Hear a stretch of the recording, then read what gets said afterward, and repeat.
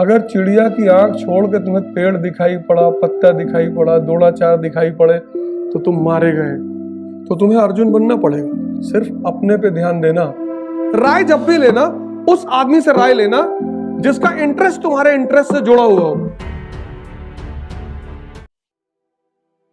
जब आप mother Teresa crescent पे जाओगे, थालकटोरा पार्क के बगल में, तो वहां पे सबसे बड़ा मेंटल हॉस्पिटल है।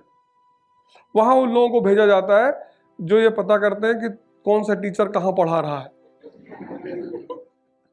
और क्यों पढ़ा रहा है। तो उनको शॉक दिया जाता है 12-15 हजार वोल्ट का। सिर्फ अपने पे ध्यान देना। अगर चिड़िया की आंख छोड़ के तुम्हें पेड़ दिखाई पड़ा, पत्ता दिखाई पड़ा, द्रोणाचार्य दिखाई पड़े तो तुम मारे गए। तो तुम्हारा हाल युधिष्ठिर जैसा होगा। ऐसे खड़े रहोगे, गुड मॉर्निंग सर, हाँ इधर आ गए। अपने पे ध्यान देना है। दो तरह के लोग हैं दुनिया में, एक जो दूसरों के चक्कर में पड़े, एक जो सिर्फ अपने चक्कर में पड़े।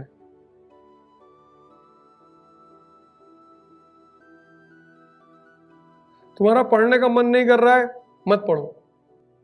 पर तुम राजेंद्र नगर मार्केट में मत खड़े हो, तुम जिम चले आओ, 6-7 घंटे जिम में रहो।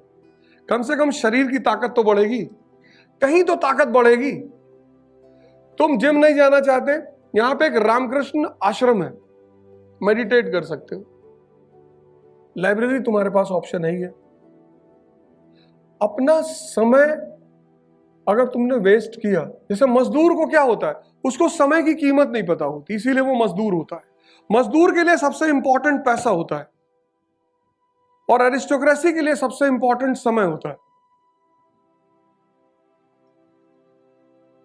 और जिसने समय को यूटिलाइज करना सीख लिया, उसके पास पैसा खुद ब खुद आएगा। तुम पैसे से समय को नहीं ला सकते, लेकिन तुम समय के यूटिलाइजेशन से पैसे को ला सकते हो। तो सबसे ज्यादा अपने पे ध्यान देना, अपने पे। इस एग्जामिनेशन की जो सबसे बड़ी बात है, कोई टीचर, कोई कोचिंग तुमको आईएएस नहीं बना सकता, लेकिन किसी की एडवाइस तुम्हें बना सकती है। जब भी कोई राय लेना, राय का एक फॉर्मूला बता देता हूं, क्योंकि तुम आए हो राय सबसे लोगे, किताब कौन सी ले लें, कोचिंग कौन सी करें। राय जब भी लेना उस आदमी से राय लेना जिसका इंटरेस्ट तुम्हारे इंटरेस्ट से जुड़ा हुआ हो।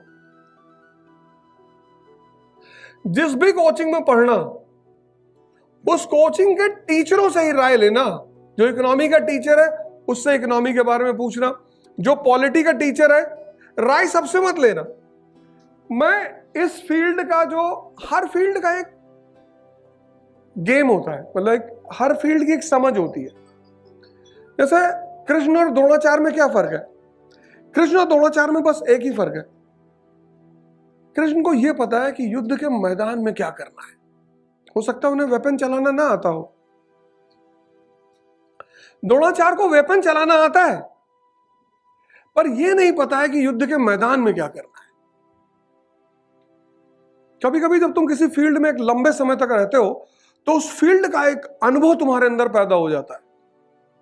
जैसे मैं जब भी सेमिनार लेता हूं तो मैं कहता हूं पढ़ने की जरूरत ही नहीं, क्योंकि पढ़ तो रहे हैं 5-5, 6-6 साल से लोग। तुम्हें कभी कभी उन लोग को देख के डर भी लगता होगा कि यार ये 6 साल 7 साल के लोग, इनके आगे तो मेरी कोई नॉलेज ही नहीं होगी। डरने की जरूरत ही नहीं, क्योंकि इन्हीं के आगे कितने सारे न्यू कमर ने टॉप किया है। तुम टॉपर्स की लिस्ट देखो उठा के, ज्यादातर नए लड़के होते हैं। तो उसकी वजह यह होती है कि हर फील्ड का एक सिस्टम है, एक तरीका है। वो तरीका जिसको पकड़ में आ गया, अप्रोच डेवलप करो। अप्रोच, भारत कैसे पैदा हुआ, किस पूरी हिस्ट्री अगर हम पढ़ें, इकोनॉमी, ज्योग्राफी, हिस्ट्री, पढ़ने की जरूरत थोड़ी है। तुम पढ़ते हो तो प्रेशर ले लेते हो, रटने की कोशिश करते हो। तुम रटने की कोशिश करते हो क्योंकि हमारी एजुकेशन पॉलिसी शुरू से रटने की बात करती, कहती रट लो। कोचिंग में तुम आके पढ़ते हो, सीखते हो, उसके बाद तुम्हारा जो कॉमन सेंस है ना, वो एक्टिव होता है कि अब इसमें मुझे और एक्स्ट्रा क्या करना चाहिए। वो जो क्लास के बाद और एक्स्ट्रा करते हैं, उनका सिलेक्शन हो जाता है। क्रिएटिविटी बढ़ाओ। तो अब अगर इन्फ्लेशन को तुम बीपी की तरह याद कर लो, high BP and low BP, पैसा क्या है? ब्लड। बिना पैसे की इकोनॉमी चलेगी नहीं। तो ये तुम्हारी क्रिएटिविटी है। इसीलिए मैंने क्लास की शुरुआत में एक बात कही कि जितने लड़के क्लास के अतिरिक्त इसके अलावा घर जाकर एडिशनल होमवर्क करके कुछ एक्स्ट्रा ऐड करेंगे, वो जीतते हैं इस गेम में। वो जीतने के बाद किसी को क्रेडिट दे दे, वो उनकी महानता है।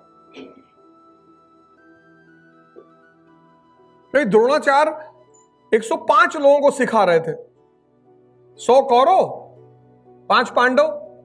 उसमें से मेन आदमी कौन है? अर्जुन। वो मेन क्यों है? क्योंकि उसके अंदर अपनी क्वालिटी है, इनहेरेंट।